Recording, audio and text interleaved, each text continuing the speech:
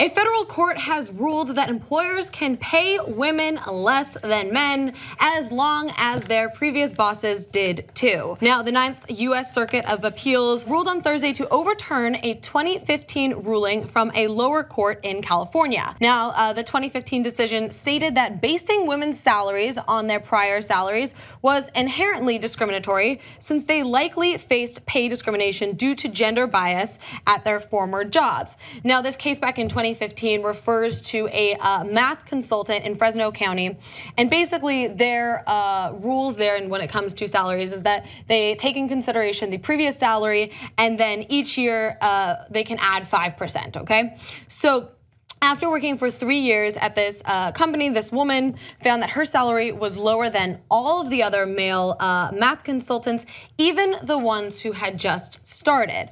Okay, so the judge at the time in 2015 ruled that this was just inherently fraught with the risk that it will perpetuate discriminatory wage disparity between men and women.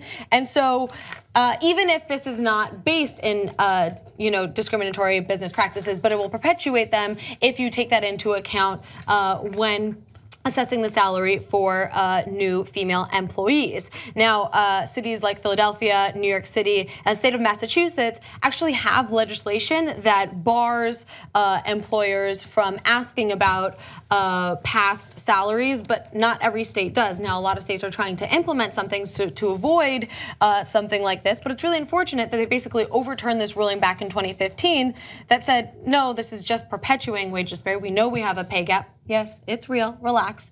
And Don't tell a man to relax. Men will tell him to calm down, we'll lose it. And so I'm hoping that they reevaluate. Brett, you said they were taking it back, right? Yeah, so they're remanding this back to the original court that made the decision back in 2015. Essentially what the lower court wanted to have happen was they looked at this ruling and they said, guys, what you're doing is basing the pay of your current employees on the compensation they got at their last job. And the school system was saying like, all right, listen, we're not being sexist, we're just paying them based on what they were paid before. The lower court's like, listen, if you do that, you're just kicking the can of unequal pay along. And so the higher court said, well, it would be awesome. I think it would be awesome if the higher court just said, no, you're right. It is just reinforcing a legacy. It's like saying, well, you were enslaved by your previous owner, and now I'm going to enslave you now. What the difference is in the Equal Pay Act, there's 4 exceptions for equal pay. One is seniority, the other is merit, the other is like quantity and quality of production. So if you're getting paid for quotas that you're hitting, and the other one is any other factor than sex. And so in a previous decision in an all-state lawsuit, they were able to say, well, the other thing other than sex was previous compensation.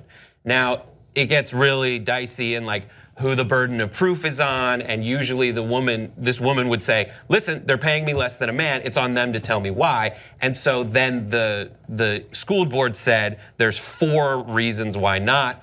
And then the lower court, the district court was like, listen, that's all BS. You should be paid equal for equal work. And then now the higher court is kicking it down and saying, all right, reevaluate whether they were appropriately saying that basing this on your prior compensation is enough of a justification. So it's not over, it's been remanded back to the lower court, but it still would be way cooler and way easier if the Ninth Circuit Court said, listen, let's all be grown-ups here and realize that if you're basing it on past salary, you're just reinforcing the legacy of unequal pay. It's absolutely, it would be much cooler, it would be fairer, and it would be more 21st century if they were able to actually go along with something that would give equal pay around. It's baffling to me that this decision was only made 2015 and people still will undoubtedly probably shout on Hannah's video she did recently about the Google pay gap, which how many people out there assume that of all companies in the world, Google are being discriminatory towards women? I bet you none of them would, because they're probably the same people that just thinks this is a myth made up by the left and that women are actually paid the exact same, and then you throw up all your Tucker Carlson stats wrapped in a bow tie and ended with telling a woman to go and stick to making thigh-high boots, which is a real quote, by the way. Yeah, he does. But that was only because I mentioned it in a Facebook video. That's why it was brought up. There you go. That's one Facebook video mentioned. But the fact is that this is still being met with some sort of conflict, that this decision still isn't finalized, that just because some previous company said, well, I'm not going to pay you as much, and someone else is going to go, well, your previous employer, despite how sexist they might have been or they didn't want to pay you equal, it's still the decision is, the higher court is going to the lower court and saying, make sure that their justification isn't bullshit. That's what they're saying. Right. The higher court is saying, these folks said that it's just based on your previous earnings, and then the higher court is saying, make sure they're not just bullshitting about that.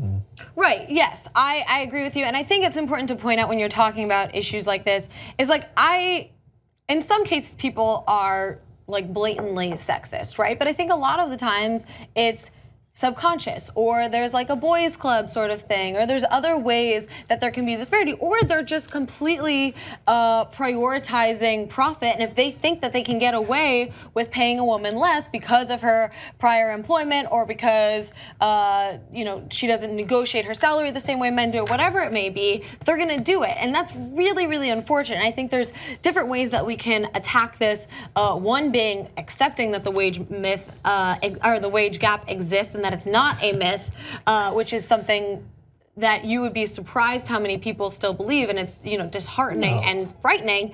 And the other component is like, okay, we know that this is an issue, it's in law, like let's look at this within our companies and maybe take like a minor hit when it comes to profit, but let's like really fix our country. Like this is so messed up. It's a tall ask to ask any company to adjust their bottom line unless they really have to. We're talking about a company, it's a school district, and the school district is saying, I know, I get it. I think he's talking about just in general companies that would be like, we're talking about companies here that Fox only finally owned up to the fact that their boss, one of their lead hosts was sexually harassing women for so long until their bottom line is affected. That's the only way that will cause someone. So if they can avoid that at all stands, if someone, not just in this school district, but in general, if a company can get away with what you mentioned, maybe someone like a Wells Fargo, and they're employing someone who previously was employed but was discriminated against, they could be like, oh, maybe we'll just give her that job. And it's in the law right now. We could just basically hire her for the same pay that she was. Right. My argument would be that all the other carve-outs for the